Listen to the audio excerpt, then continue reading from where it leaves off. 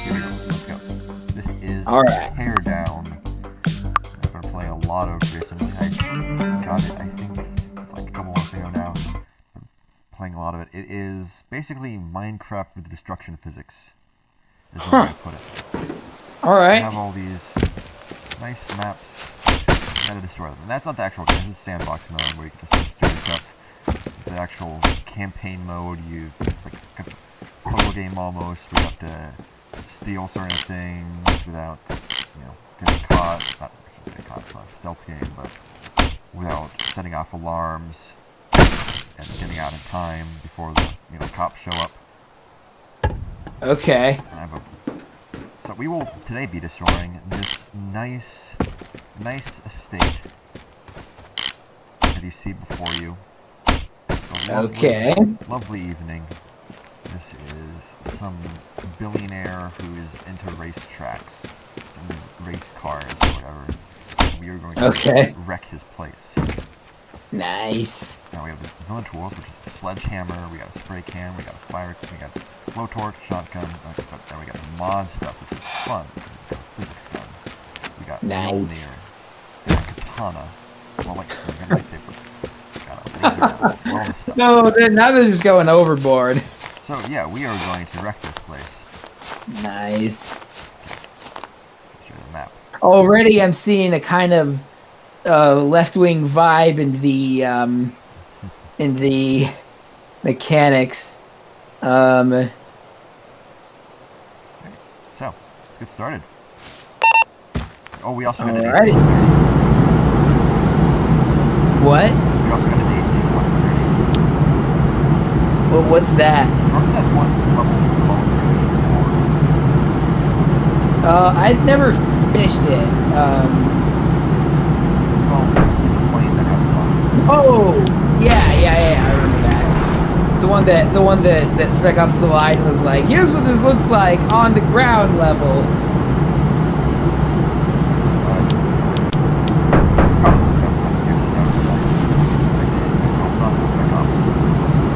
Oh yeah. Yeah.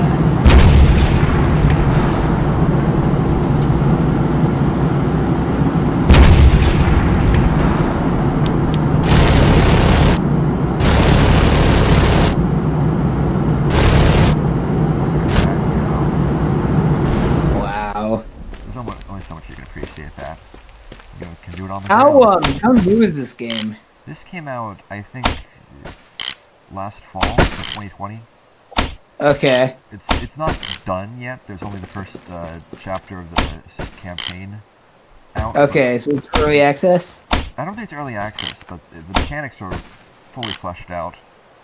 And Okay. important, just missions that hasn't been Okay. fully developed yet. Interesting. And I don't know if you can Yeah, it looks snappy. It looks. Sledgehammer. I don't know if you can hear it very well, but there we go. Yeah.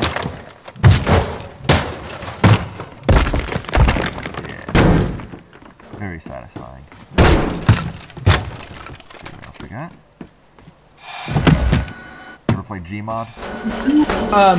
Your voice is low isn't as loud as mine or the games. I don't know what I can do about that.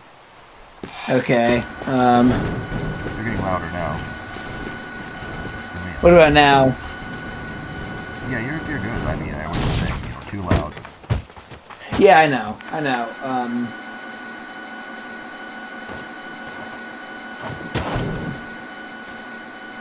It's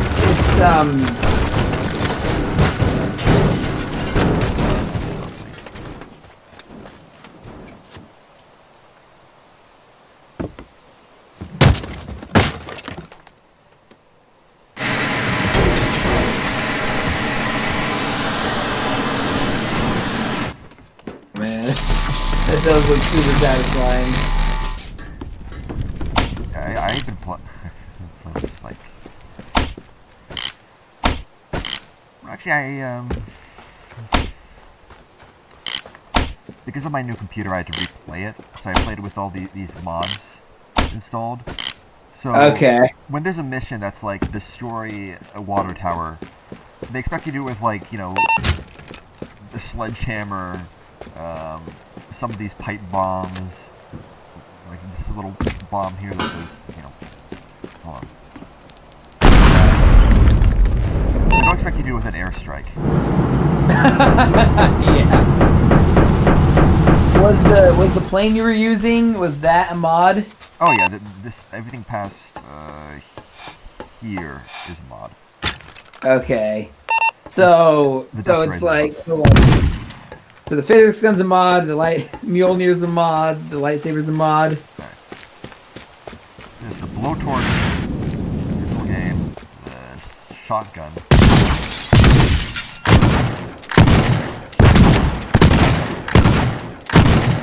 Fun. Pipe bomb.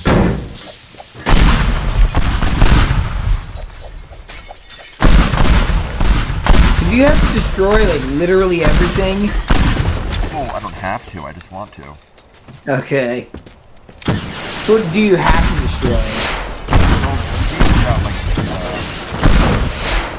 most of the game isn't actually destruction. It's going to these places and taking stuff. Okay. And finding a way. Well, what happens is you have like a bunch of objectives scattered through the map. You have like I don't know, computer or something there, whatever. And when you grab one, it sets off an alarm for 60 seconds. So you have 60 seconds to get out of there before the cops show up. So you have to collect one and then get all the others and then escape before time's up. And the destruction is just about carving yourself a path through this map to escape. Okay. Well, there are. Interesting. The plot of the game is essentially that you are a vandal for hire. Oh man. And it is your name. Sabotage. Steal stuff. Plot. Follow it. You're top. Break things. I'm kind of reminded of have you ever played Party Hard? Tony Hawk? No, Party Hard. No, I don't think so. Let's put this down actually. It kind of reminds me of this, except it's like you're killing people instead of destroying property. You know, you're basically you're playing as a serial killer instead of a vandal for hire. There's a nice little fishing cottage, I think. I'm gonna napalm I love the smell of destroyed buildings in the morning. it. I have to wait for this to go around. I'll just bump this fence.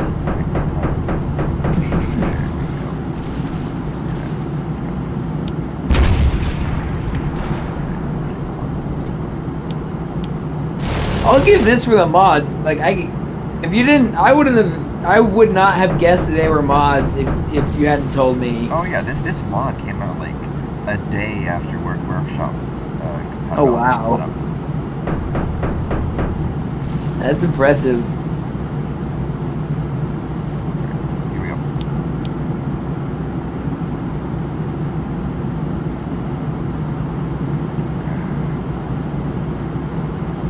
Smells like victory. Yeah. Oh, the movie's so good. I rewatched it the other day actually. Huh. Yeah. Any new insights or? I think Vietnam was a bad thing. I don't know. Hot take. Yeah. I think the Americans are the real savages. Yeah.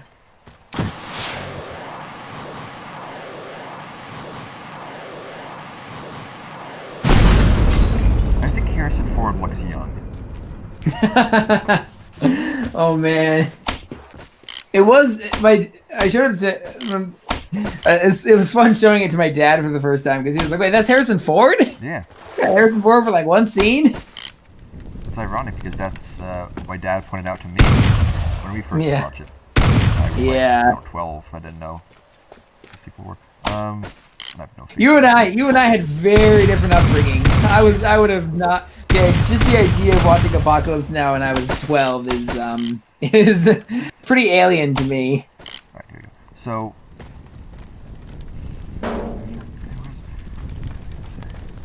have you seen that documentary, Hearts of Darkness? No, I want to. Oh yeah, it's really good. The quote from it that the making of the movie was like Vietnam. We were in the jungle. We were there for too long. We had too much money, and we didn't know what we were doing. Yeah, yeah. Because it took 4 years to film. That's crazy. Yeah. And the it's funny of because an actual like fascist dictator to make. Yeah. Yeah, one thing that I remember being surprised by, but made sense when, Harrison Ford asked his character to be named after George Lucas, which at first, because it came out in 1979, you assume must be, a nod to Star Wars, but it's actually about American Graffiti, because I don't think Star Wars was out when he was filming that, even though it came out 2 years after Star Wars. That's actually why Alec Guinness agreed to do Star Wars, is because George Lucas did American Graffiti and thought, hey, worth a try, Yeah. Yeah. I do remember, hearing people read, I watched a documentary, Empire of Dreams, I think is what it was, where they, just read some of the letters that he sent, and they're all like, this is really weird, but I think I'll give it a shot. Yeah. I mean, one thing that career. Yeah. Like one thing that like Marlon Brando, Superman, might as well. Yeah.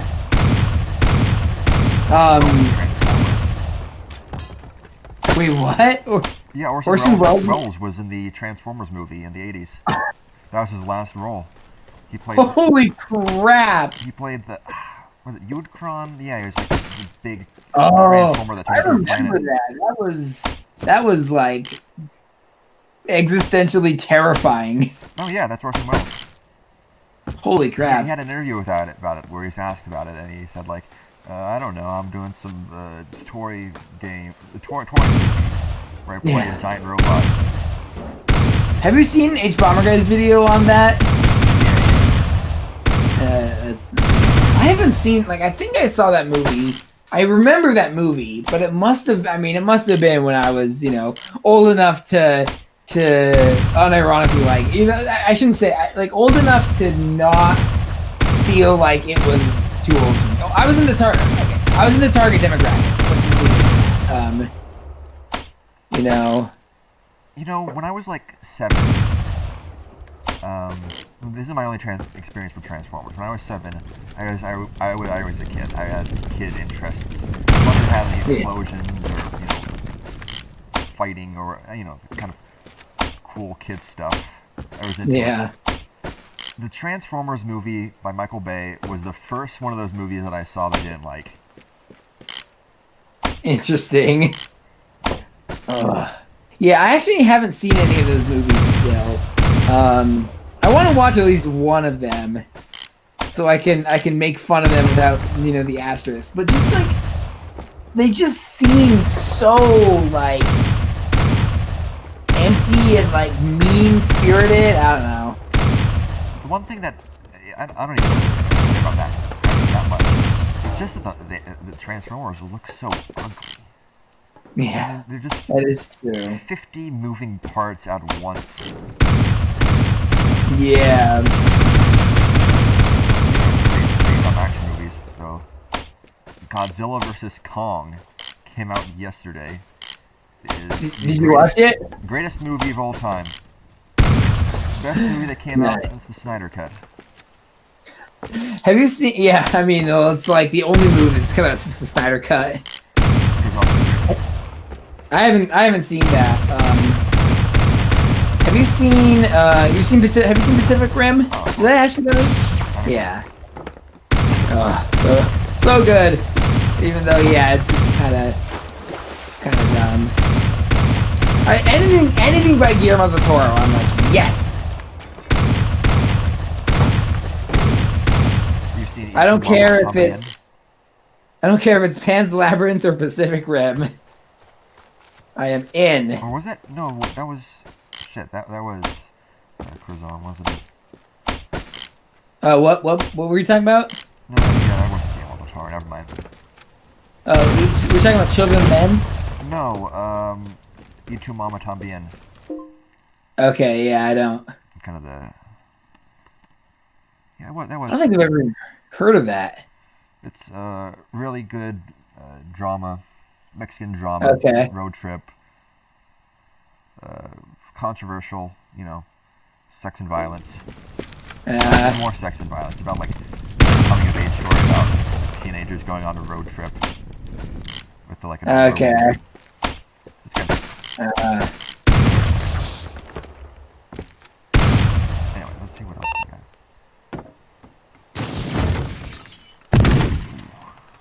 You know, a weapon is good. You know, a weapon is good when it lags. The game from all. Yeah. Oof, there you go. This thing is like it's a death ray. It gets lighter as it goes. So, if you can see, let's see. There. Yeah.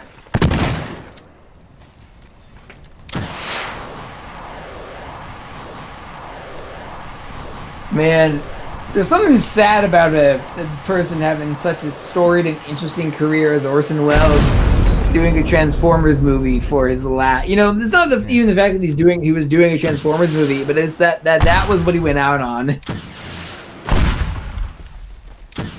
then again, can you name an Orson Welles movie that isn't Citizen Kane? That's true. I know. It's the only one I've seen. I do want to see his other stuff, like Magnificent Ambertons. Citizen Kane was an interesting movie. Yeah, it was. It wasn't. It kind of felt a bit overhyped to me. Like I didn't even. Yeah, exactly. Like it's not. I mean, like even film critics have been like, yeah, it's not the best movie ever, but it's good. Yeah. I don't know. I mean, that's just that's just kind of personal taste and all that. You might as well be asking for reviewers to be 100% objective all the time.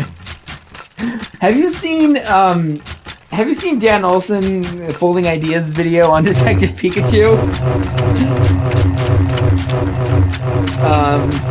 It's basically a it's a, how do I phrase this?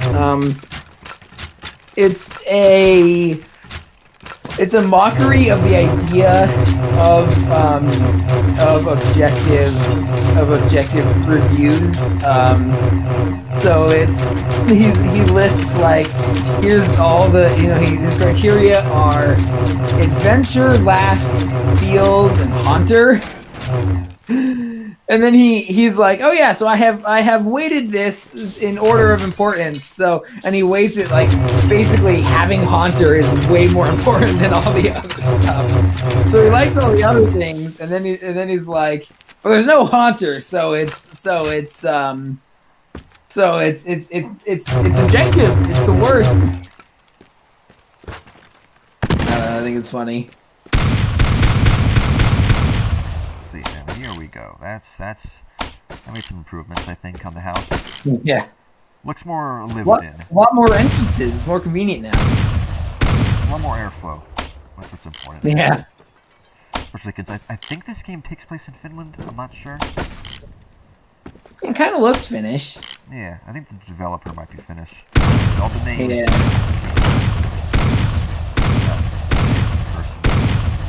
Yeah.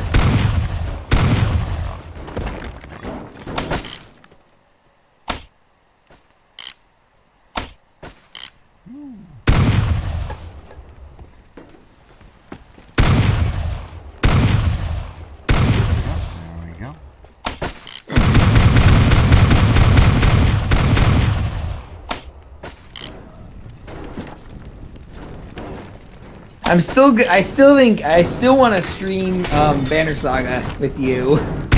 at some point in the future. I still haven't played it. I have a lot of things I need to play.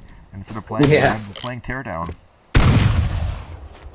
I mean, oh, I should tell you about. I've actually finally started. Like, I think I'm finally starting to understand how to play Crusader Kings 2. Oh, nice. I I got play the that lately. which is like, yeah, all the stuff. There was a time when I was like, well, one time I spent like 2 characters' lifetimes trying to get this one guy killed. At first it was because I needed to change the succession laws and needed all my vassals happy, and he hated me. I like tried to kill him, and then the plot was revealed, and so he just hated me so much that I couldn't change. I couldn't get him to like me. So I kept trying to kill him. And then he went into hiding for like years. And then I was like, fine, and I just gave I transferred his vassalhood to someone else. And then that character, and so then I changed the laws. Then my first character died. Then the second character inherits, and somehow I ended up back with his kingdom, and so I was like, and so I tried to imprison him, and then he escaped and rebelled, and then I beat him, and then I imprisoned him and executed him. And it took like decades in game. I don't know. That was. Let's see. I gotta write up the stuff. Yeah. In that same game, I was also the Pope kept like chastising me for not providing enough troops for the Crusades. Even though because I was fighting like 3 different civil wars at the same time. Not an excuse. Also, my character had joined the Assassins. I like joined just because I was hoping that I could use it to kill that other character I was talking about. My character had converted to Islam secretly. Right. Yeah. Oh, there's just so much like that game is I kind of lump it in with like the Princess Maker series as like dark humor generators. You know, like they do shit that's like just random shit will happen that's just flat out ridiculous, and then it'll hit you with what, and then like you sit back and think about it, like that's really dark but also funny.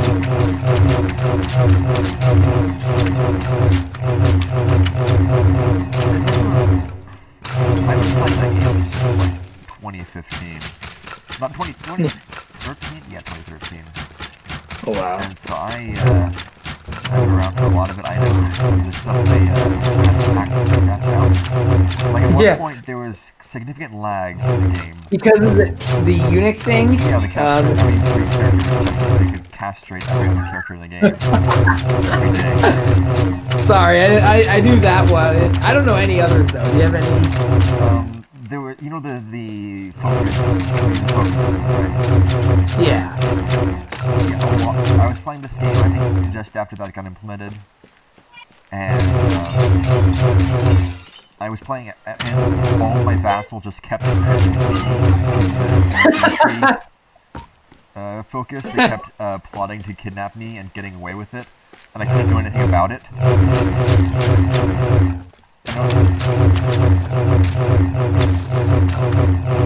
Oh man, yeah. The thing that keeps happening when I play, like, it happened when I was playing a Muslim character and when I was playing a Zoroastrian character. One thing that keeps happening is it's weird, like my heir will inherit before my character dies, and then my old character becomes the new heir, which is, I don't know why that happens.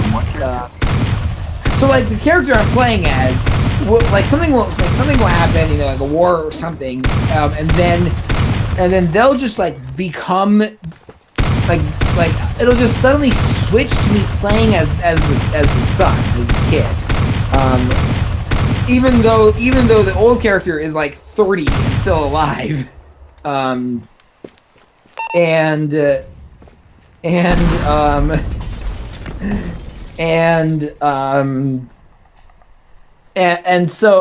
also the old character is the heir of his son. I don't know why. I don't know what's causing that to happen. Well, the heir of his son is just the heir. Yeah, but again, but the heir of the son is the father. Yeah. Okay. I don't know why it's. What? Doesn't have kids of his own. Kids in the zone? Does not have kids of his own. Yeah. But I'm wondering why it's transferring the control of the when the old character's still alive. I haven't seen that.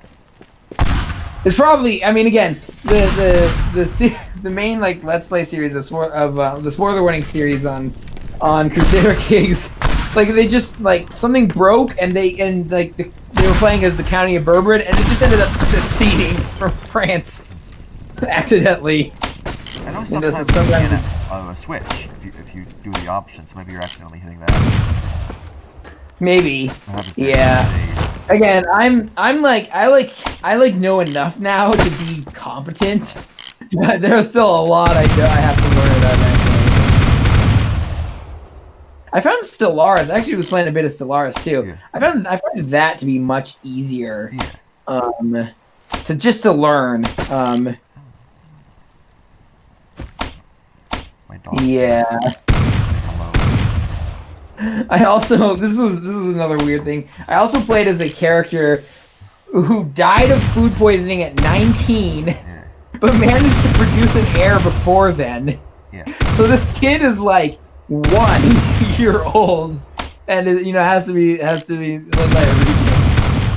I just find the fact that I somehow managed to keep playing after that to be funny.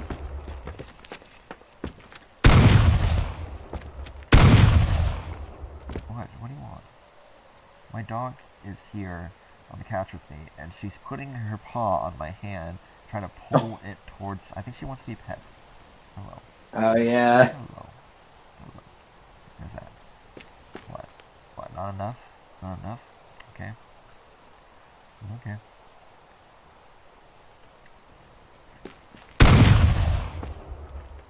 Okay.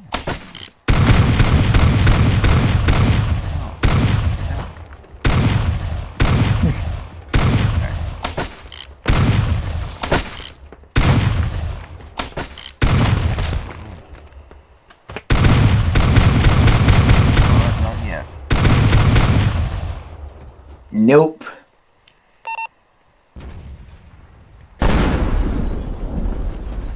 So this is pure, like this is all. None of this is hard coded. I'm assuming. What do you mean? Sorry, the destruction in this game is all physics based. Yeah. Right. Yeah.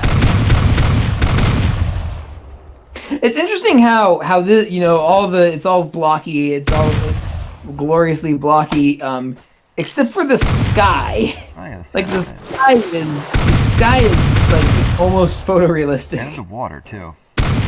Yeah, I mean the sky just straight up looks like a photo. Right, it might be actually. We'll put a photo in the skybox.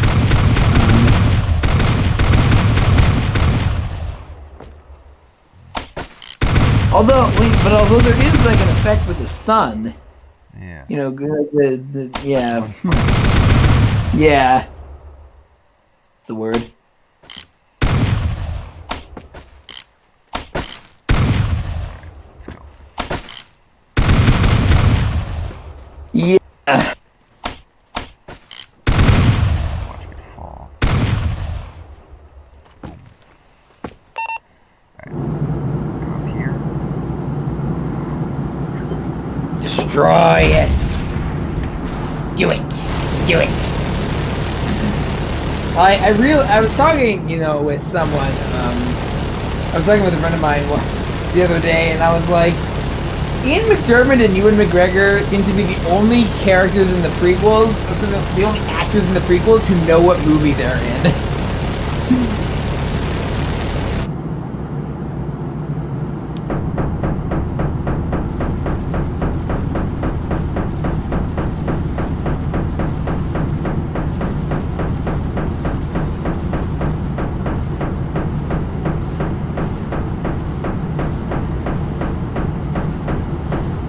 So is this like a sandbox thing, like a sandbox level? Is there something we're trying to destroy? It's a sandbox.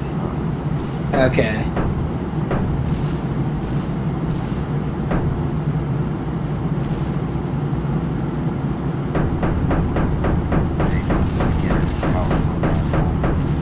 Yeah. Goodbye. The only time that's acceptable is if you are a film director before DVDs are invented. That's the only way you can like watch movies or whatever.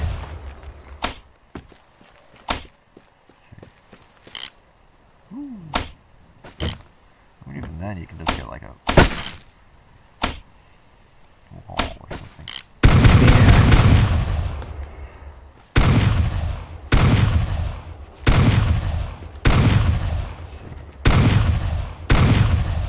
It's funny, to my generation, well, to me, I shouldn't say to my generation, but to me, like, VCRs always felt older than they actually were. I always thought they were around in, like, the 60s and the 70s.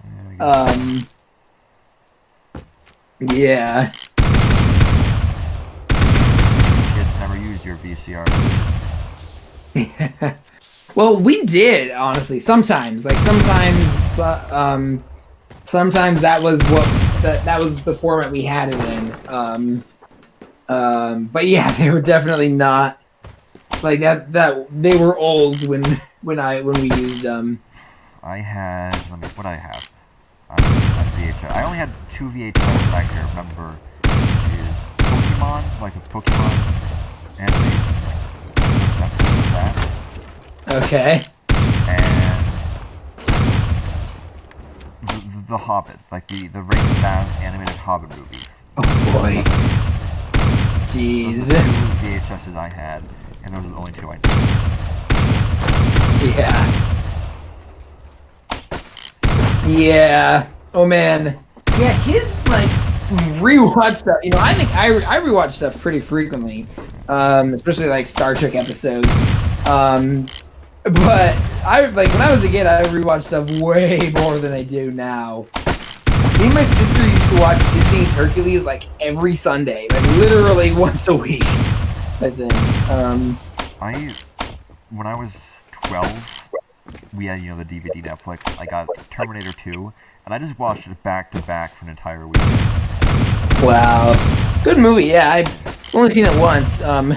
Part of me is just like I'm playing catch up with R-rated movies because I wasn't allowed to watch them for the longest time. Well, that was actually the second R-rated movie that my dad let me see. Huh? What was the first? Terminator. Okay. You know what the third was? What? Matrix? No, Mad Max. Okay. I was honest. I'll be honest. I was going to Mad Max 3 is not Fury Road, right? No, that's Okay, yeah, I haven't seen any Mad Maxes. But the actually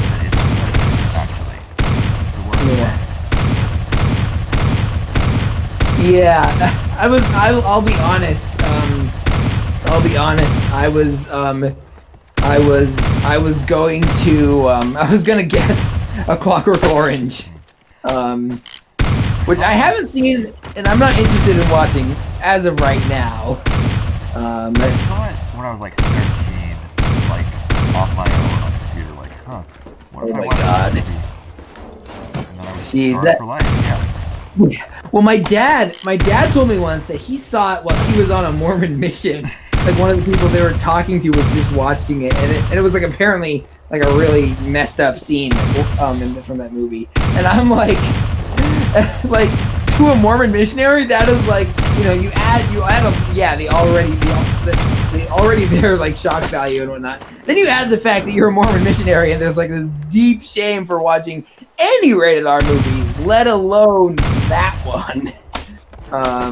Yeah. It's a good movie though. Yeah, I'm sure it's artistic and stuff. Oh man, I just remembered. There was one time in Germany where I had a translation, you know, thing that I was really you know beat up about. You know, it was I was trying to say it's raining, you know, but I got mixed the word. Somehow got the word rain mixed up with the word snow. So I was just trying to say a shinin', and somehow I ended up saying a scheisse, which is it. Yeah. And again, at the time I was Mormon, so just the idea of saying that was like a big deal. And so my dad told me some stories to cheer me up, and he told me once that someone, like, I can't remember how close. I think this was just a story that I don't think this is anyone who knew, but there was this person there who said who was teaching an investigator about you know the law of chastity, which is, you know, it's a control method to keep people from having sex until marriage, so they get married really young and then have lots of Mormon babies who pay money to the church. And this investigator was like, so what happens if you break the law of chastity? And what the missionary was trying to say was, you know, pain of death, like a joke, you know, like joking that you're gonna die. What he said instead was death of the penis. You have lost Which is your just privilege. You lose your privilege. it's so funny because it's like it's like works in context. It's not just a weird thing. It's, yeah. Oh man. I didn't know that CPT was part of the theology. Yeah. Yeah. This is now this video is definitely not going to get monetized. It wasn't ever going to get monetized in the first place. You have like 3 videos per video, and that's just half of that is you. Yeah, exactly. Yeah, honestly, probably more than half of that. I actually found out that, go figure, sharing videos on the relevant games on game subreddits makes you have more views. Who would have thought?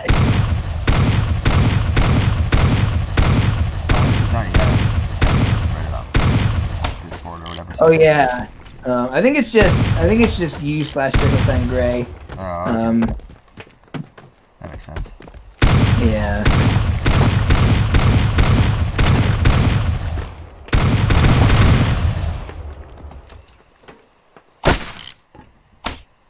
This house is looking like Swiss cheese now. It's that one phobia where it's like little holes in things. Yeah. Interesting. I don't know. Trichophobia or whatever. Yeah. I don't think it's that specific. Yeah.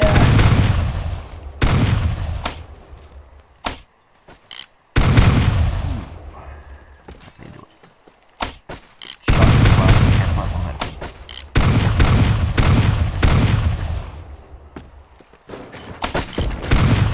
Yeah. I'm trying to think of other topics.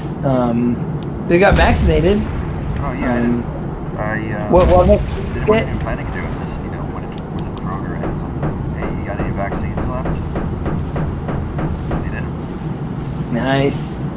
And I was actually on the employee waiting list to get vaccinated, and then I got another opportunity. I got the Moderna vaccine. Oh yeah, I got Moderna too. Nice. Yeah, I got the first shot. Apparently, the second shot's like you gotta take the day off after you get it I was because actually pretty messed up on the first shot. It wasn't like feeling sick. It was just my arm was very sore. yeah, my arm was sore, and I felt like kind of lightheaded, and like my heart, you know, it was just like this kind of background hum thing. It felt like it wasn't like I felt like legitimately bad, or like I didn't feel, you know, just like I felt more like there's something off about my body.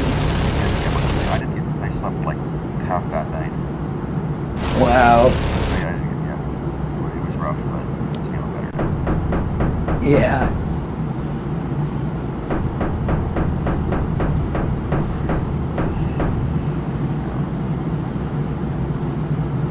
My dad a lot in this video. There was one time I was talking with him about, like, just randomly was like, you know, the lighting in Coppola and Francis Ford Coppola movies kind of reminds me of Caravaggio and his use of like light and shadow.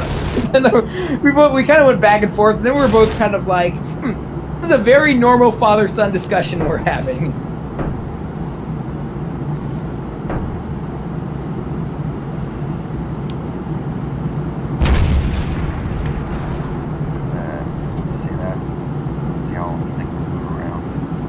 Yeah. I mean, you can see the shockwave for that. Yeah.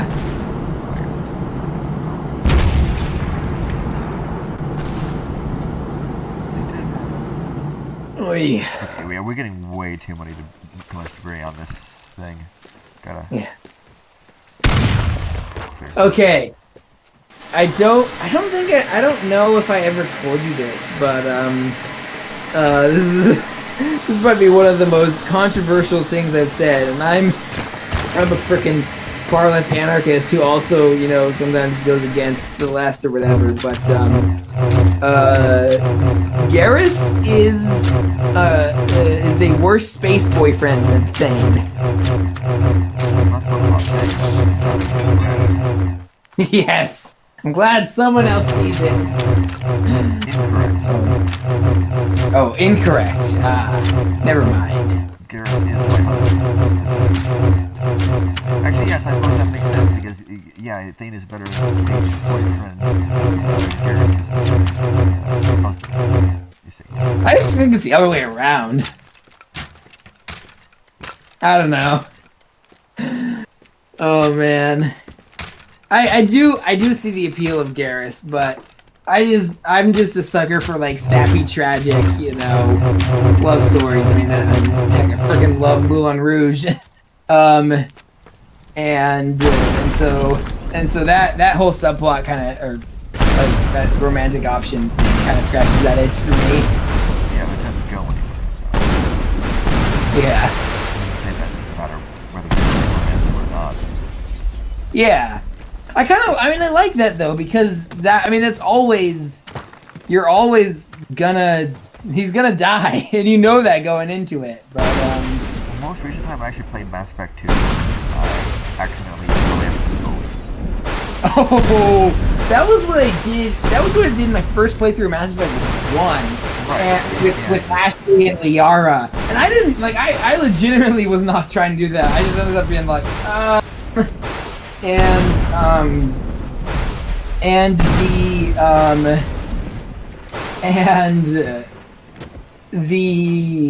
and I actually considered letting Ashley die on Vermeer just so I wouldn't have to deal with that. But I was like, nah. And then I was like, I gotta face up to my problems. And so I killed Kaden instead, which...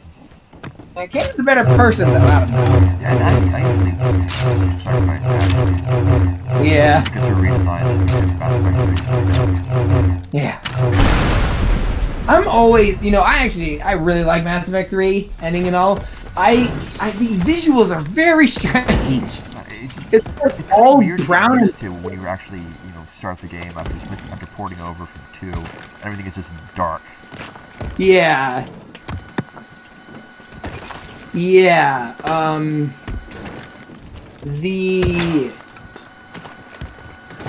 yeah, so what was I, what else was I, oh yeah, actually, one of the best romance options in my opinion, that I've seen in, I shouldn't say romance options, romance, like, systems in an RPG that I've seen is actually in the enhanced edition of Baldur's Gate, where there's this character they added who the romantic options, like, feel more, I don't want to say realistic, more believable. It feels less like I have, you know, selected you and you, and, you know, and it's more like she shows a bit of interest, and then you can show interest back, and it's sometimes you mess up. Like one time, I can't remember what exactly I was saying, but like I was giving a more like I was like worried that I would be pushing the boundary. Like I didn't want to make her uncomfortable in game, and so I said something that was a bit like on the fence about the romance, and she like was insulted by that. And looking back, I was like, oh yeah, I can see why that would happen. But it felt like an actual like tricky, complex like thing, which is something that I've never really seen another RPG do. Yeah. Anyway. I mean, it's not like Fire Emblem where it's like you just put the people next to each other and eventually they fall in love and make babies. I mean, yeah, that actually happened. I came on to install her there, and she just, wasn't into it. Yeah.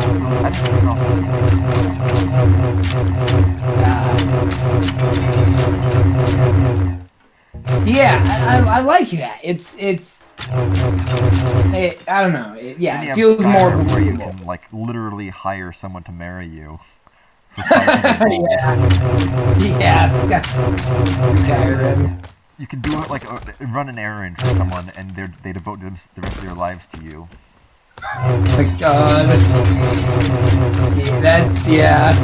The marriage, so much of Skyrim is weird. I think I probably said this before on the stream, but the kids in Skyrim are just like, the ones you can't adopt are just unbelievable assholes. And then the ones you can't adopt are like the very model of childhood innocence. Anyway.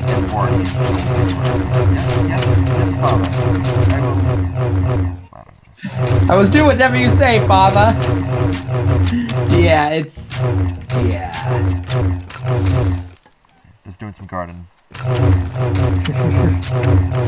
Doing some gardening with my laser sword. They won't sue you. Yeah. Well, they do call it a laser sword at certain points.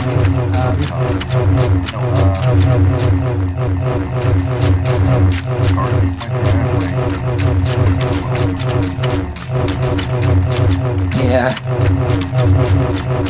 Car is way too intense.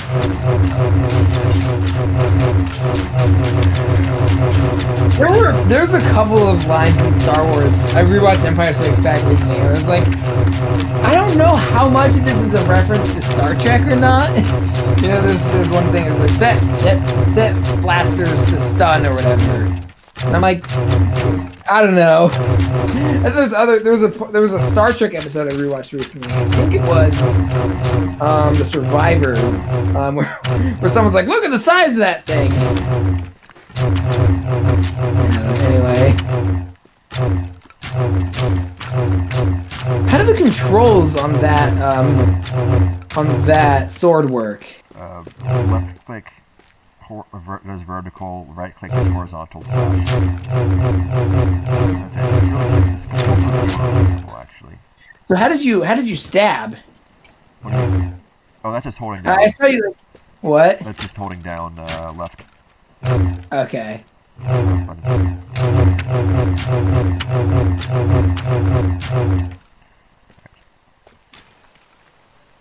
gonna keep playing until my computer crashes or something. This is getting a bit laggy. Yeah.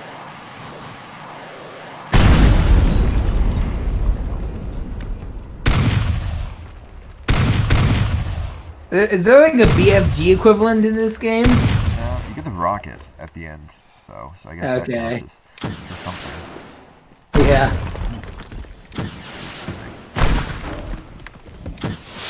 Again, it's weird how to see like the voxels mixed with real looking smoke particle effects. Right. It's like the end of Man of Steel up. Looks like the Man of Steel up in here. The movie that Used a bunch of 9/11 imagery for some reason. Because that's what everyone. Yeah. That was like everything. Yeah. Yeah, that's true. That's true. Until Pacific Rim came along and decided, hey, we could do Hurricane Katrina imagery. Yeah, exactly. We'll build giant robots to punch climate change in the face.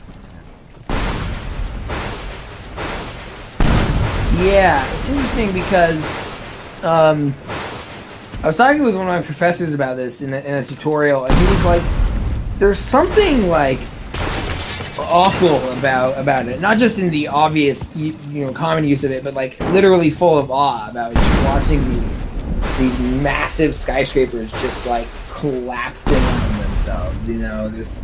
It's like a train wreck. It's horrible. It's like traumatizing. But you can't look away at the same time. Yeah, the new Godzilla movie has a lot of that too.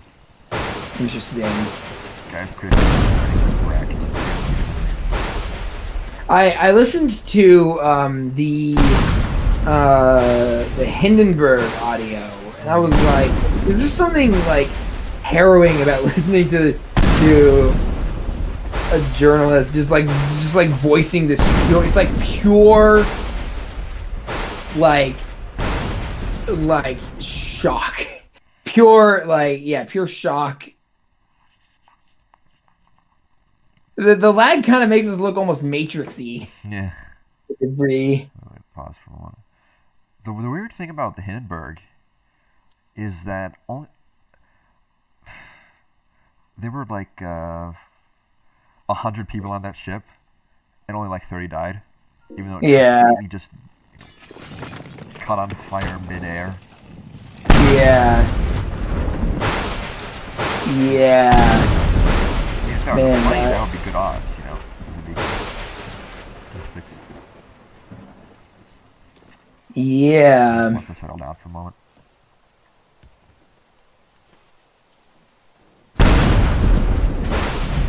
Is that motion blur deliberate, or is it just caused by lag? I think that there is some motion blur in this game. Yeah. Okay. The other thing about the Hindenburg is that the famous picture of it crashing conveniently obscures the swastikas, so it's still around. Interesting. Yeah.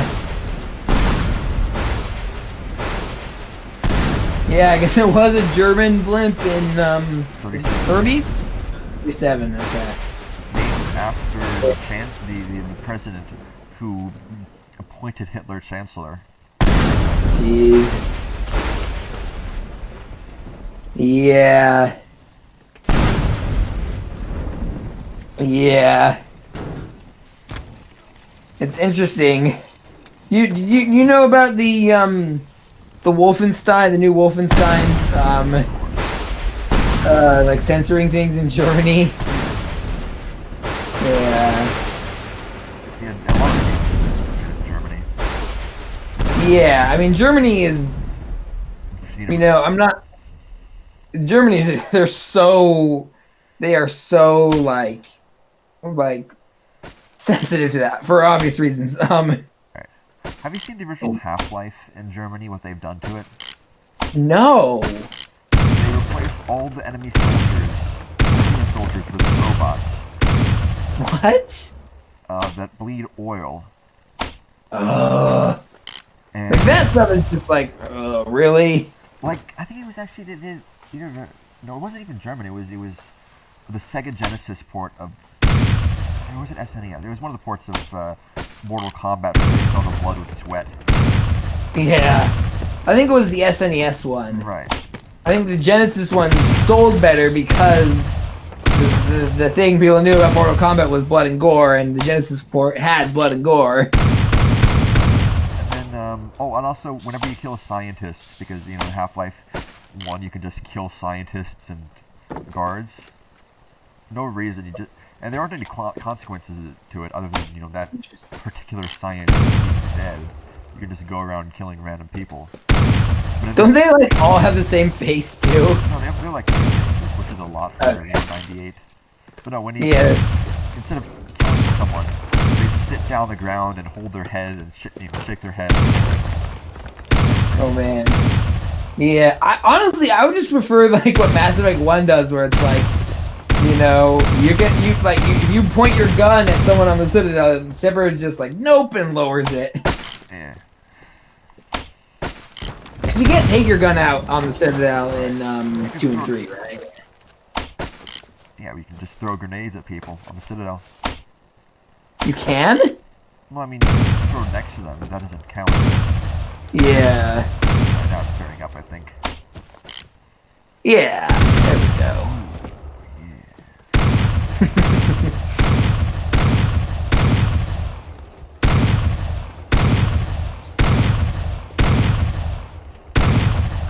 I'm trying to think of other topics. Oh yeah, Attack on Titan. Have you watched any Oh more? yeah, I haven't watched any more of it. I think we actually should watch it. We could at least watch a couple episodes at some point. Because me and my sister are just basically finishing up Full Metal Alchemist Brotherhood now. No, the first half of the season just finished on Sunday. And now First half of the 4th season? First half, season 4 finished up. Okay. And there is one chapter left in the manga. There we go. Okay. He already wrapped it all up. Yeah.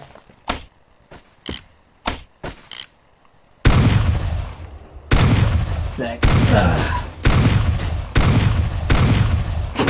Come on. Come on.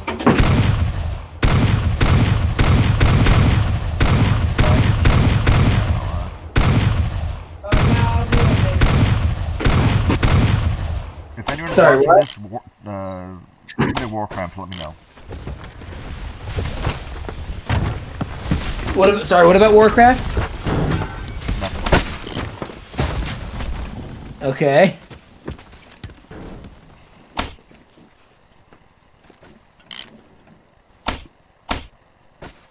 Anyway, Wait, what is happening with that tree?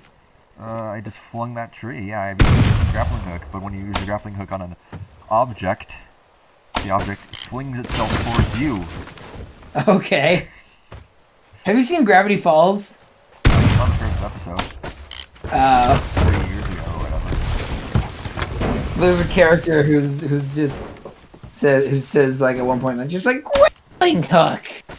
I think she actually says that in the first episode.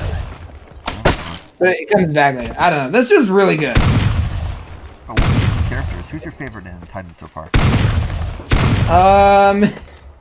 Blonde coward guy. I can't remember his name. No? The one who's like really smart. The one who gets beat up at the beginning. Yeah. Yeah, my favorite characters are always the ones I see myself in. Like they're always the one who I identify with the most. Titan are all blonde. Yeah. Have you played Mikasa? Is that her name? She reminds me a lot of Monica from. Have you played Doki Doki Literature Club? Oh, that's good. You should play that. Point out information about it. Yeah. I mean, this isn't really. I mean, trust me, this is not spoiling anything. Monica's just. Well, she's like Mikasa. She's just like good at everything. She kind of reminds me of someone from our. I guess she would. I keep forgetting you're older than me. Someone from my grade who you probably know of, but I'm not gonna say her name out loud just because of privacy and whatnot. But you know, she just was like that to me. You know, like smart. You know, good at does all the sports. And you can't even mad at her because she's not a jerk about it. Anyway. Attack on Titan are blonde, actually, now that I think about it. My favorite characters Interesting. Reiner, Krista, Annie, all of them. Those are the most. Yeah. Yeah. The the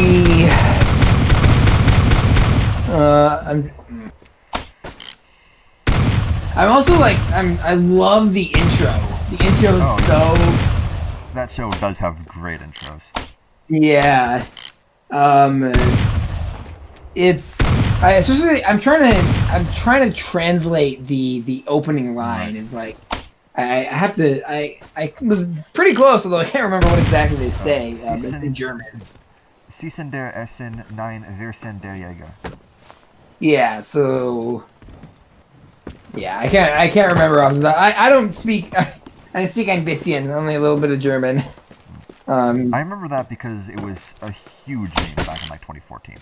Interesting. This was like the first really big meme anime. Okay. Big active. What anime? The butterfly meme. What anime? Do you know what anime that's from? Is this such and such? No. Me neither. No, this was like I mean, I think it's actually like a lot of modern anime in the industry, at least in America, is thanks to Attack on Titan. The Titan craze in 2013, 2014. Yeah. That's what Crunchyroll got started, or at least. Okay. Have you seen? I haven't seen this, but me and my sister both saw it and we're like, oh my god, this is insane and kind of amazing. It's Attack on Titan Junior High. Oh yeah, that's great. I want to watch it, to be honest. But I feel like, we actually, my sister was like, watch it, and I was like, I need to see the show first. I feel like this would be a much more amazing. You don't really I've seen that much of the show past like the first couple episodes. Because most of the jokes, I don't think there aren't spoilers. Yeah. Okay. But but a lot of the jokes are references to the original show. Yeah. And they actually have a character in the Junior High that hasn't actually appeared in the anime yet. Well, as of the time that it aired. Interesting. Like a couple of years before that character debuted on the anime. Huh. Interesting. Yeah. Oh yeah. I need to finish that show. Heck, once you're vaccinated, my parents will actually let you. I actually asked them about it. They'll actually let you come to my house, so we could just have me, you, and my sister watch it together. Or just go like on stream. Not even, we could. Not even on stream, just Discord. Watch party, yeah. Yeah, I think that might get my channel like destroyed. Stream, just like. Yeah, I know. If we did do it on stream, it would destroy my channel. Right. Such as it is. Yeah, such as it is. With my 49 subscribers, 3 of which are alt accounts. I had a YouTube, I tried to do a YouTube Let's Play thing. I know it wasn't a YouTube Let's Play. It was. This is almost certainly before your time, but Zoo Tycoon 2 creepypasta videos. Okay, yeah, I remember like creepypastas were. I used to be like so afraid of ghost stories that like anything like that was like no. So I never really got into it. A subgenre that has never, we have never seen this like before again. Okay. Rest in peace. YouTube. We gotta. I should just have a button that just starts playing caps.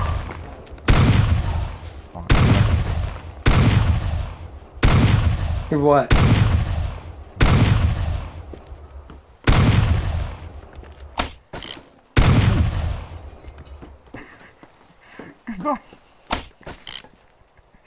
So I'm actually. Do you actually think the Snyder Cut is good? Okay. It is a good movie to watch. Just don't watch it all at once. Yeah. I watched it in 2 sittings. It was pretty good. Yeah. Yeah, I watched The Irishman in 2. Oh god, I watched The Irishman in 1 sitting. It was torture. Yeah. That is definitely not one to watch in theaters. Yeah, I actually wonder why they decided to change the Snyder Cut from a miniseries. Well, it's not a miniseries. It is released as one movie. I know, but I think it was. I think it was going to be a miniseries. Right. Yeah. Changed their mind. Yeah, exactly. I mean, heck, I just got a notification from Steam that you're playing Teardown. I know, Steam. Like when I'd get a notification from Disney Plus that WandaVision came out while I was watching the episode. Yeah, I actually did I tell you that I watched? Have you? I'm sure I've asked you this multiple times before, but I don't remember. Have you seen HBO's Chernobyl? Yes. Did I tell you that I had a friend over, and so in order to finish it, we had to watch it all in one sitting.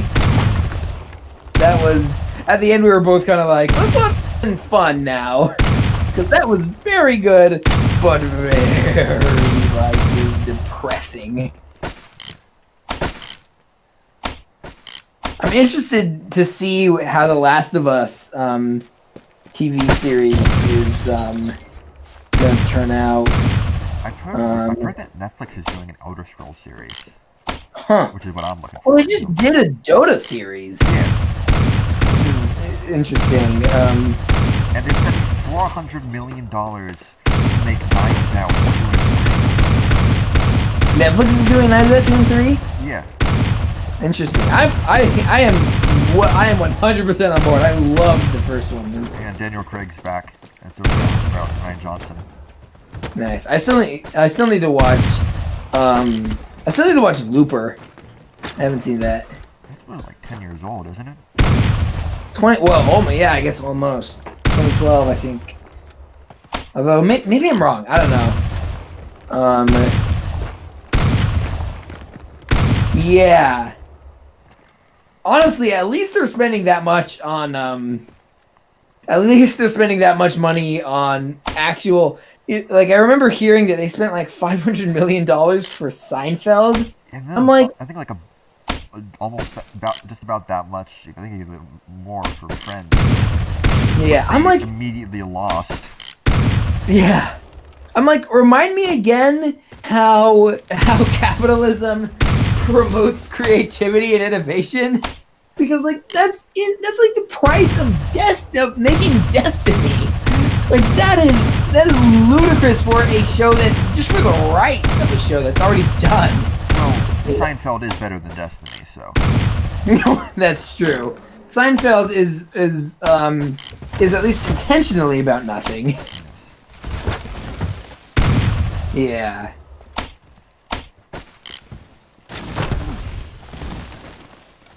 You know, it's funny. I actually thought the decision to have all the lore, you know, external, like in Destiny on an external site was brilliant at the time, because I hadn't actually heard of anything like it. Even though I'm just like, so now I'm like, so it's like the Mass Effect Codex, which I already didn't really like because it just feels like, yeah, I kind of don't like having to force myself to read something, to read more background and very interesting background info while I'm in the middle of a game.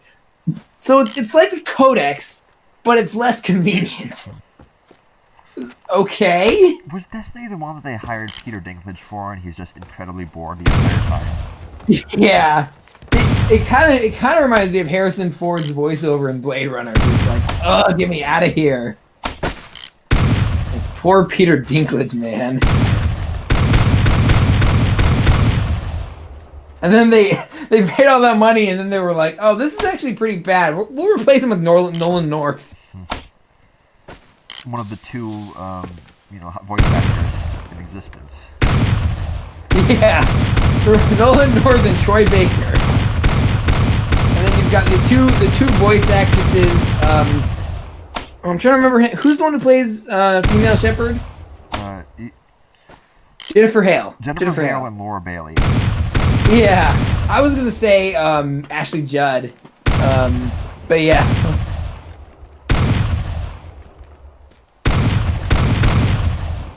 Yeah. That's done. We got I don't know. Mjolnir It's view your of this. side. Yeah, you heard about the casting choices for Last of Us series, right? Nope. Oh, it's gonna be. I think it's Pedro Pascal. Oh, cool. I'm actually gonna double check I've actually this. played. I haven't played the game. Well, I played the like the first. I've loved the game. Okay. That's a My good. sister's actually playing part 2 right now. I haven't played it. Alright, I'm gonna. I pretty much every time there's toxic discourse, I'm always like, nope. Gonna give that a few years. Alright. I think that's done. Let's see. IMDb. Took me way too long to realize to discount IMDb reviews. Also, I don't know how much of WandaVision I want to talk about. I'm gonna the surprise I've seen it all, so you I know. I'm just worried about if anyone. it's not very good. It's not worth it. That's all I have to say for anyone who's watching it. It's I not like worth it. Okay, I'll just say, Pietro, the person who plays it, it took me for like I just realized today that he was played by the guy who played Quicksilver in the X-Men series. And I don't know why it took me so long. Okay, so He doesn't have the glasses. He doesn't have the goggles. That's why. Ooh. Yeah, Look at that yeah. thing go. Wait, is he going this way? Oh shit. Yeah, so it's Pedro Pascal and Bella Ramsey, who is the is Lyanna Mormont from Game of Thrones. She's the like the 10-year-old badass. Yeah. Alright, let's see here. Can I get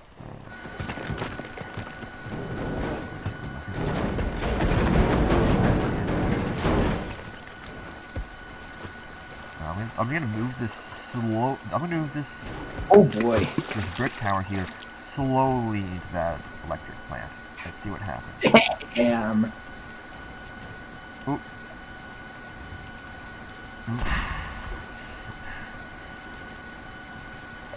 Demolished. Yeah. Move it back, and it's gone.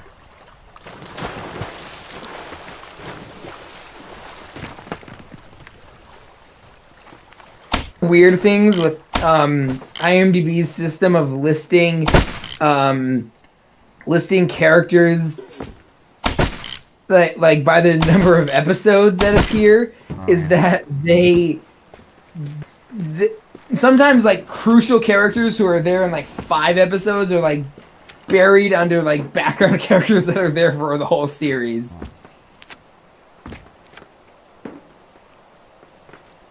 Now that is some other beauty. Spider-Man.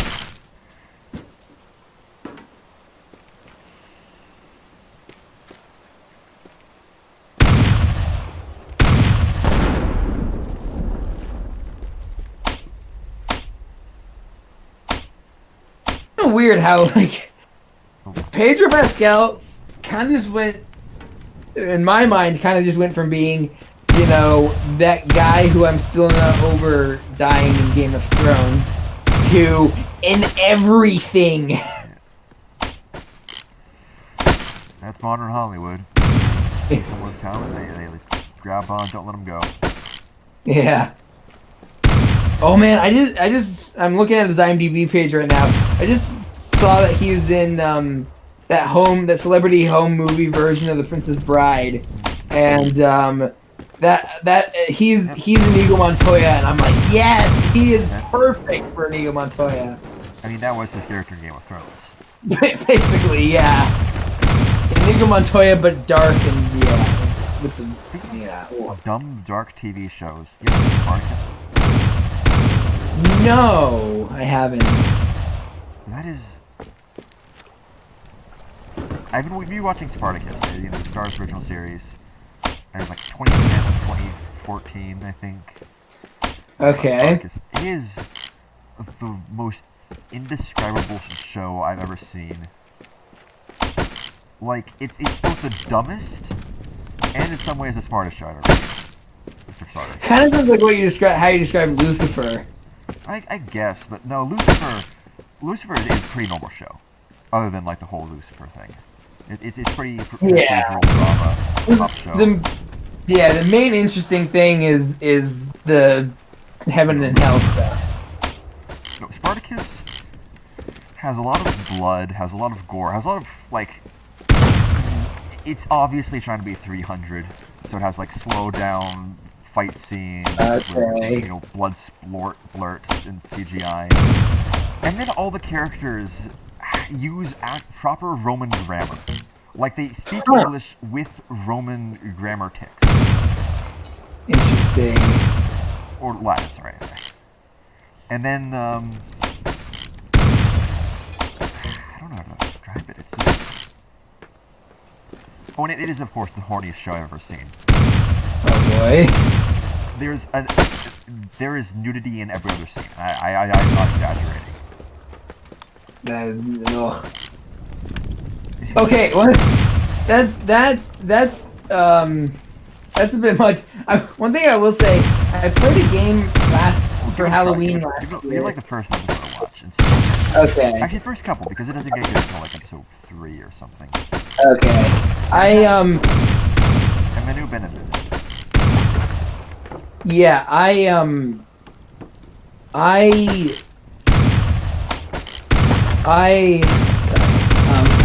stop looking at IMDb. I played a game. I played a game called Dark Knight with Colin Monroe, an FMV game for Halloween last year. No, as far as I remember, no nudity or sex, but it is the horniest game I have ever played. Like every line, but it's a very like charming form of it. You know, it's not in your. It's like every other line's a double entendre. I don't know. And all the character dialogue is like half of it is just swearing about the gods having sex with you as like like a gesture of bad luck. And the other half is surprisingly complex and nuanced dialogue. That is weird. It is a fascinating show. I love that you said I love that you said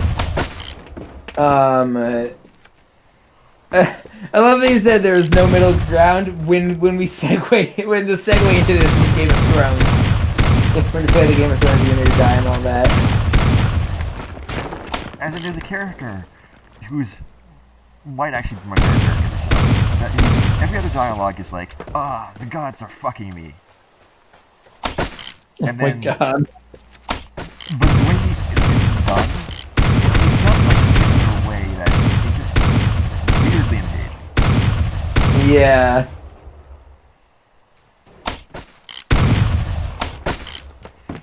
Have you been watching Falcon and the Winter Soldier? I watched the first episode. It was meh.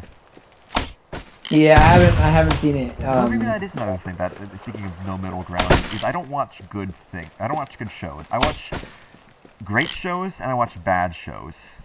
Okay. Speaking of, sounds like shows that oscillate between the two. I don't watch. Shows that are either great or terrible. Yeah, I don't watch good movies. I watch great movies and bad movies and terrible movies. I kind of do that too. Now that I think about it. You ever see Post Impact? I've never even heard of that. It's a really bad disaster movie from like 2006 with Dean Cain, and that is like the argument. Okay. It's like what I think of when I think of bad movies that are really good. It's that movie. Okay. I actually still haven't seen The Room, so. The Room is a bit overrated, and by that I mean it's underrated. Okay. By that I mean it gets kind of just generically bad after a while. Like it has really bad, like painfully bad scenes that make it great, but then after a while it just gets more bad in a normal way. No way, yeah. Yeah, interesting. Yeah, I can see that. It's like shows that try new things, Yeah. Yeah. It is interesting how... incredibly predictable. And just... Yeah. It's interesting how Disney is like pivoting really hard towards television. Like this feels very abrupt and very again like so. I was actually getting distracted earlier by the I went to the page of the Ahsoka show, and then scroll down and you've got Rangers of the New Republic, The Acolyte, Lando, Dissidents, Star Wars A Droid Story, Visions, The Book of Boba Fett, Star Wars Rogue Squadron, Obi-Wan Kenobi, The Bad Batch, Andor, Untitled Star. This is all. I think these are all TV shows. I'm just waiting for What If. That's the one I'm really looking forward to from the whole Disney Plus slate. What If? What is that? I guess Loki too would be all right. No, have you What If, right?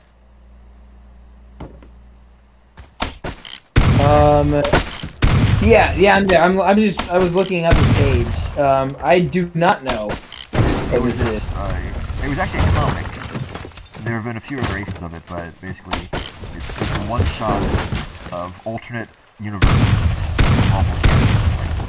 What if? Is it like Elseworlds for DC? Yeah, like that. Okay. What if Hulk still had his intelligence?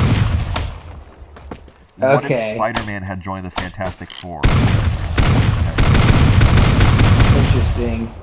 It's got Jeffrey Wright in it, who I liked in the Hunger Games. Yeah, the guy from Westworld. Yeah. the contrast in what we remember. Again, I remember the Hunger Games movies. And, he's gonna be Commissioner Gordon in the new Batman. So I am so excited for that. I was basically just like meh about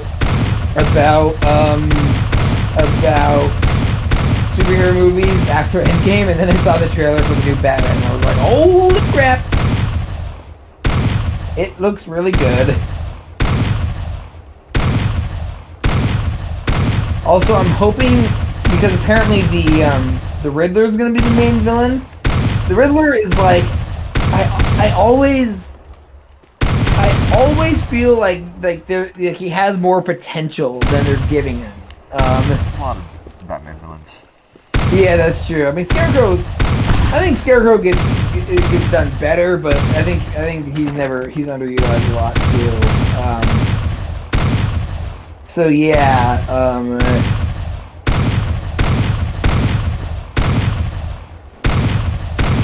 yeah. So hopefully they'll do something. I mean, like just the way he's presented the trailer does make him sound interesting.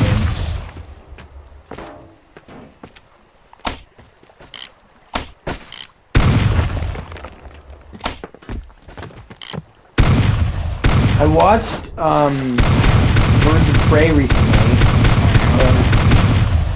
It was good. It's weird, it's weird. It's a weird contrast to like the early. Cause I kind of like stopped watching the DCEU after Justice League, and so. It's interesting. It's interesting.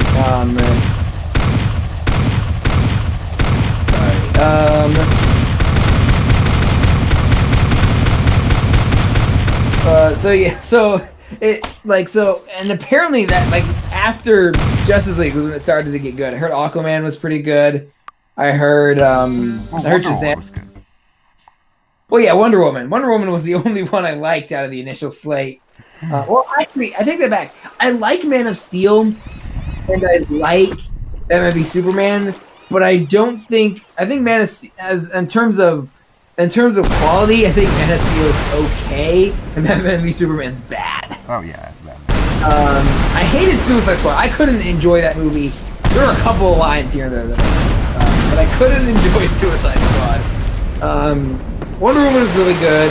Actually, I actually enjoyed Wonder Woman 1984 too. I didn't think it wasn't as good as the first one, and it definitely had some flaws, but I thought it was at least interesting.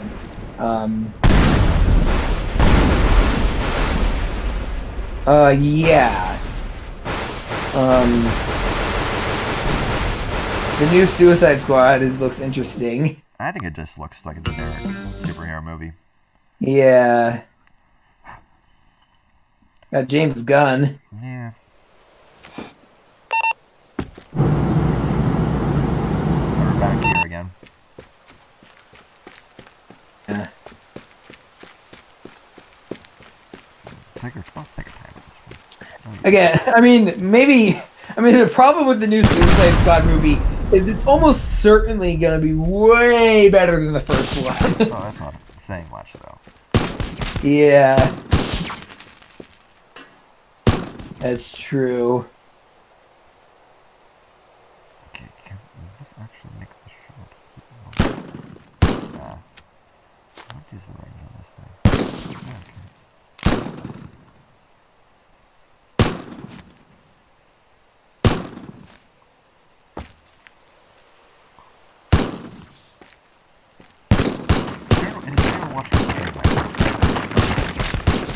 Looks like there's one person that is not an alt account. Okay, and you're sure? It says there are 2 concurrent viewers right now, so I assume so, yes. I'm not watching it. Yeah. Probably like one of those things where a toddler gets a tablet and it's just typing random buttons on it. That random button, we accidentally end up radicalizing or traumatizing a toddler. I mean, yeah, that's how you get more anarchists, is you just radicalize a toddler. That's what the ideology. Oh, that's such a terrible thought. Okay. Do you consider yourself to be an anarchist, or? I consider myself someone who just wants to grill for time. Yeah, that's like... Yeah, I don't know. I've been like moving away from I've been moving away from all politics all the time, basically, which was never something that was healthy to begin with. I still am passionate about it, but I mean, I think it was Winston Churchill who said, "If you're not an anarchist when you're 20, you have no heart. If you're not a tanky when you're 30, you have no brain."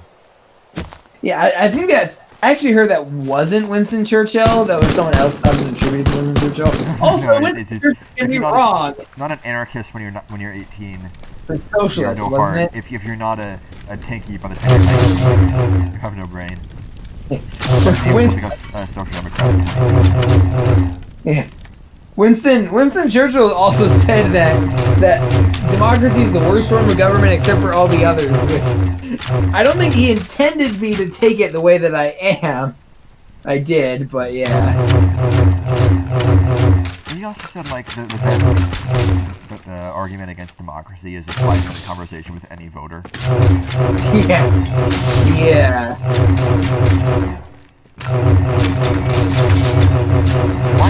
My ideology is that I am against what the people in that radicalism class say. Okay. What was the one person? I guess I shouldn't say that. Because, you know, this goes out to all your... But... Yeah. I am anti-cringe. That is my ideology.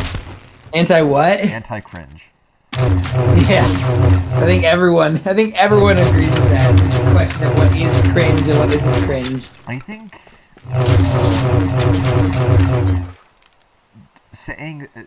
criticizing the civil rights movement for not appropriately using the divine feminine form, I think that's cringe. Yeah.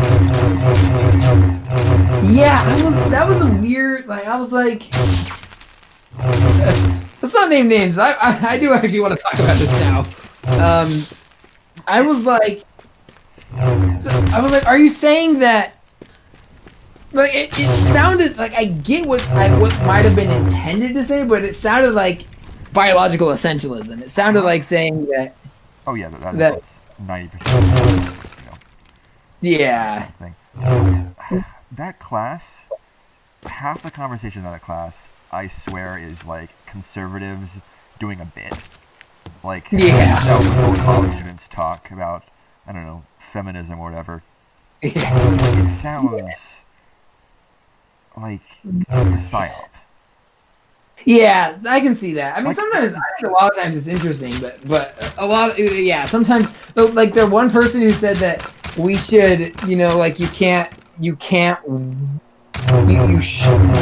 judge a president by until it's like 4 years since they're out of office. I was like, kind of. I mean, sure, historical clarity is a good thing, but also like, do you really think that history is gonna change? Is gonna be kind? You think that's even a possibility on Trump? Like, I don't know. The person who said, oh yeah, you said Charlie Chaplin didn't center black spaces. Whatever the hell that means. Yeah. Picks a prison. Oh yeah, that sounds like a conservative dog whistle right there. No, that's like woke liberal voices, is like centering spaces and bodies. Yeah. Anyway. Yeah, I mean, I do think that, I do think that people on the left are sometimes, especially people who look like us, are sometimes too dismissive of like the typical liberal, emphasis on culture and whatnot. But I also think that liberals are oftentimes not willing to look at the economic side of things.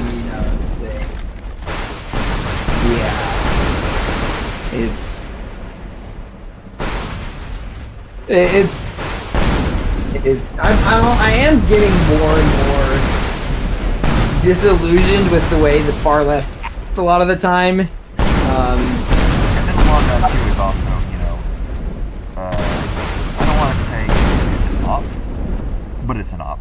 Like that one thing we have in a class who is, a black author who said that leftists were just using him and he was awful and he was becoming anti-communist. He didn't mention that he was getting paid by the CIA at the time. Oh, he was?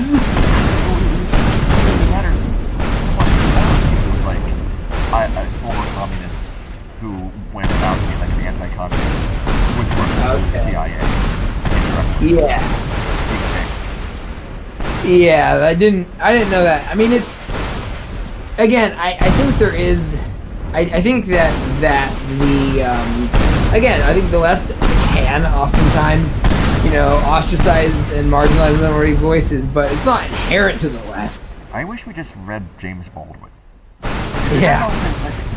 We read a lot of James Baldwin's big rival.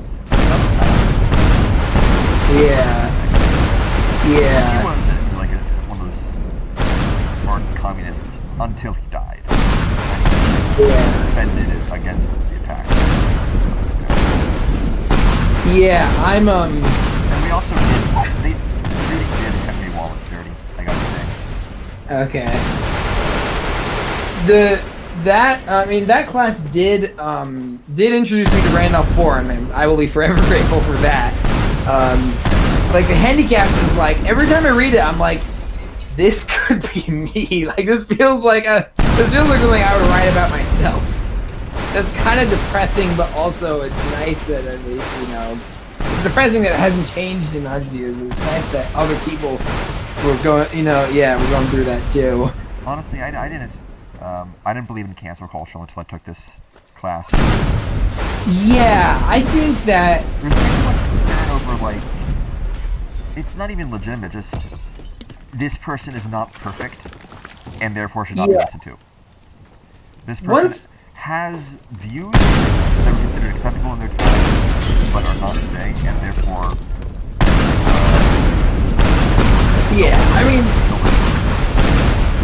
yeah,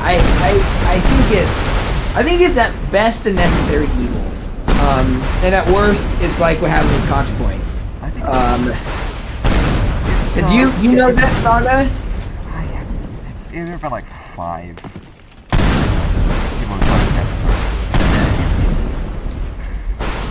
It's like she literally got canceled for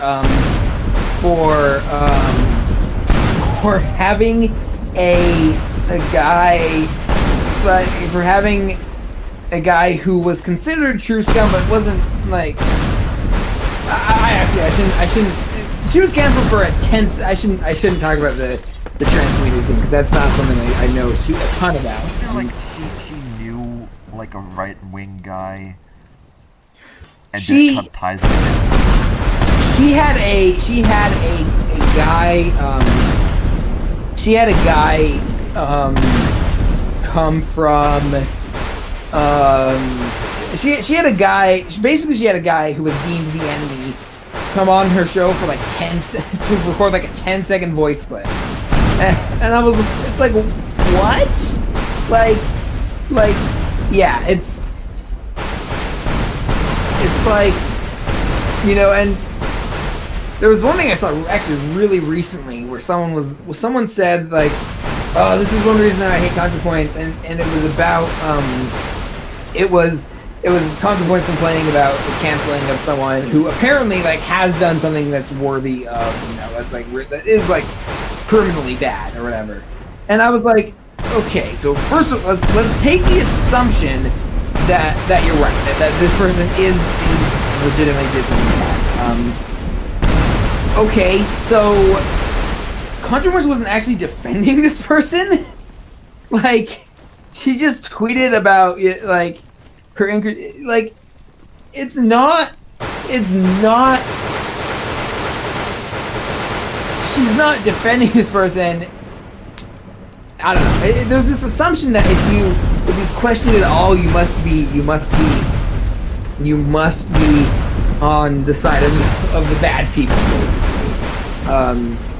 And I'm like, I think the Lindsay Ellis drama, because that is, I think, the apotheosis of this kind of thing. Was it the Omegaverse thing, or was it something else? No, it was like she said, you know, I've noticed. I forget the exact quote, but it was like, you know, a lot of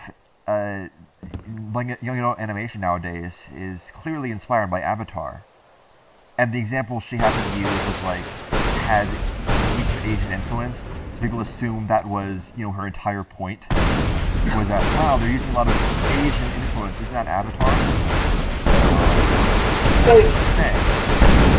Yeah. Breaking up her own tweets. I had a mutual call her anti-Semitic because she didn't like Prince of Egypt. Oh my God! Why? Like, she didn't like Prince of Egypt because she thought it was kind of unnecessary to kill all the firstborn children, which is anti-Semitism now. It's like that. Like, yeah, that is, yeah, oh boy. I'm sure, I'm sure I should phrase this right, because I don't want anyone to I'm sure the professor who teaches the Bible class you're taking, is somewhat would count as cancellation by but you know, would count for cancellation by that metric, because for what I've heard, I know him obviously, he is very critical of the Israelites, you know. They commit suicide multiple times. You ever read the book of Joshua? I haven't, but I know the basics. Wow. You know the Joshua, right? Yeah, I know of yeah. Yeah. First part of the book, he destroys a city, kills everyone in it, Second part, he kills everything in the city. Yeah. And then a city tricks him. And this is how it's described. It's trickery. By making him promise not to kill them all. Using clever tricks. Yeah. So, and then he's bound, by God. So he doesn't kill them all, he enslaves them. Jeez. Yeah. That is... Oh yeah, that's I, right? AI. AI is the one he just killed. I think I can't remember the name of it. Oh no, I can't. Yeah, but I remember the story. Yeah, there's so much of that, and I just looking back. The boys dressed in old clothes and old donkeys to make them think their kingdom is far away. Yeah. Yeah, why wouldn't the Canaanites be not want you to kill them all? Yeah, oh boy.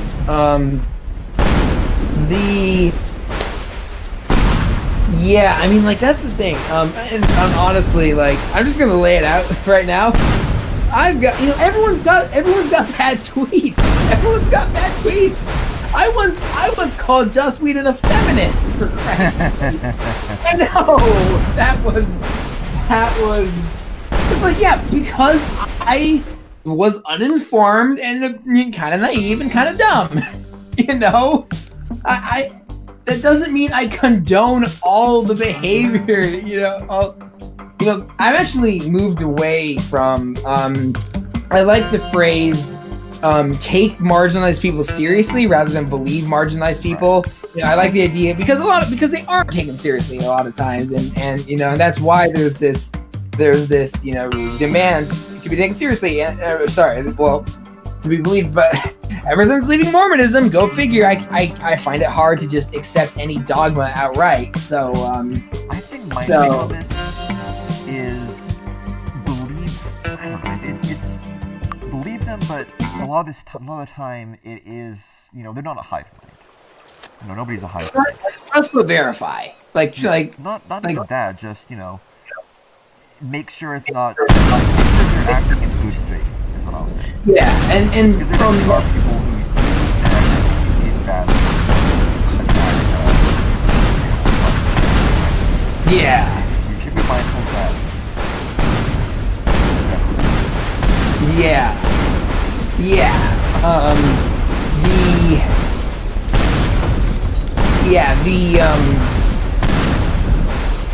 Or like believe them at first, but also look into it more. It's. I mean, a lot of it is basically impossible to verify. As it is, something that makes them uncomfortable. Yeah. That is purely subjective. That's true. And the other big problem with cancellation is that there's no gradient. There's no like if you're canceled, you're canceled. It doesn't matter if you're a predator or if you said something bad at some point in the past. The problem is everything is so. Like, any admission of a problem with cancel culture is gonna cause reactionaries to go nuts. Because it's like,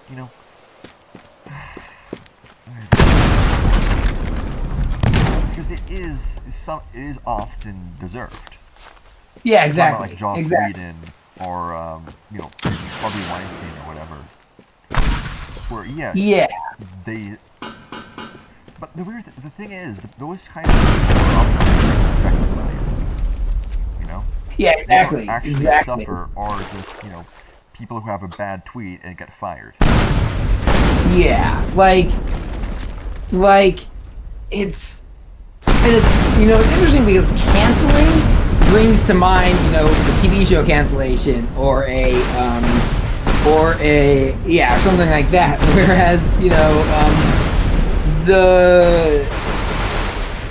Whereas it's kind of evolved to become, it's like what ContraPoint said. It's trashing. That's what she used to describe it. It's like a phrase made about feminists in the 70s.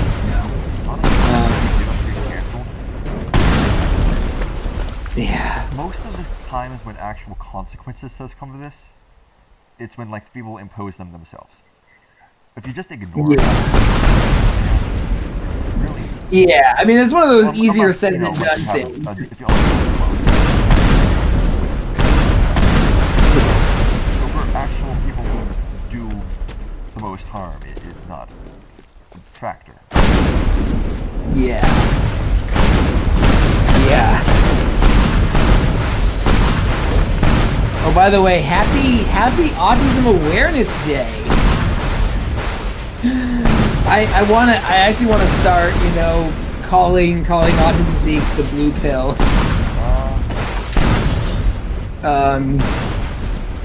And I actually saw someone up on campus who had that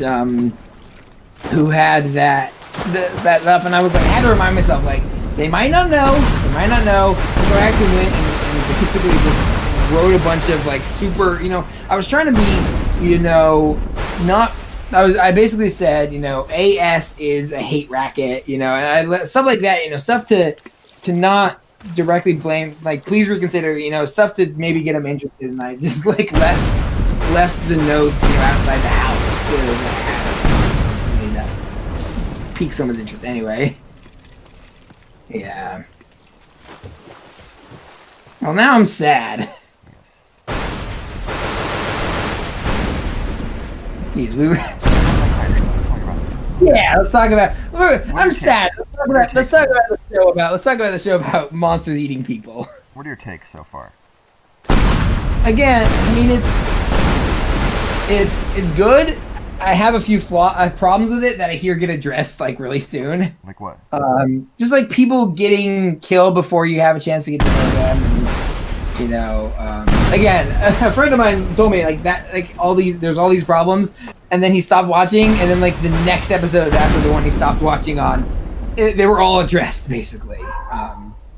I love the manga too, because in the manga, kind of weird thing that I didn't know until I is that they do the training, you know, the training arc after the battle arc.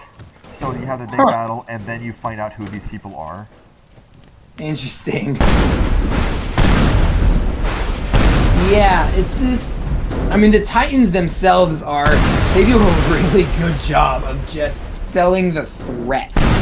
Of just being like, holy crap, these guys are terrifying. They are super hard to kill. Like, again, and almost, I think it was you I was talking about with this. You know, they're almost like crafty. They're just like, they are just like hard to wrap your head around. So I guess I should ask, what do you think they are? Honestly, I'm not sure.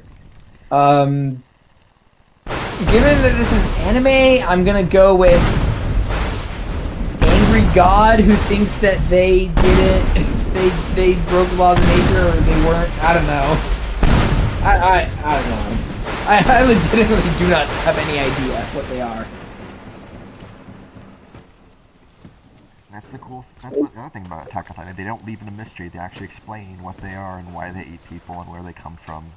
Okay, that's cool. Yeah, again, right now they're just the Titans that eat people. They're the bad guys. Yeah. Yeah, we should watch this. We should. Actually, I'm gonna end the stream about now. Okay. Yeah, we've been going for